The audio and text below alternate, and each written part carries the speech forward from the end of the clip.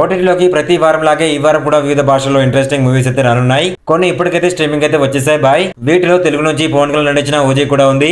ఇదే కాకుండా తమిళం, మలయాళం, కన్నడ, హిందీ ఇండస్ట్రీ నుంచి వచ్చే మూవీస్ ఎన్నో ఉన్నాయి. అవేంటో తెలుసుకున్న ముందు వీడియోని ఒక లైక్ చేసి సబ్స్క్రైబ్ చేసుకుని thank you. Power star Pawan Kalyan నటించిన మూవీ ఓజీ గురువారం అక్టోబర్ 23 నుంచి నెట్ఫ్లిక్స్ లోకి అడుగుపెట్టింది భయ్య.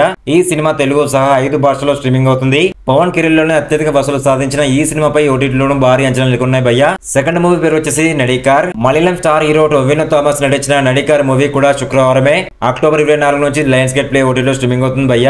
ఈ ఏడాది జూలైలో రిలీజ్ అయిన ఈ మూవీ సుమారు 3 నెలల తర్వాత వస్తుంది భయ్య.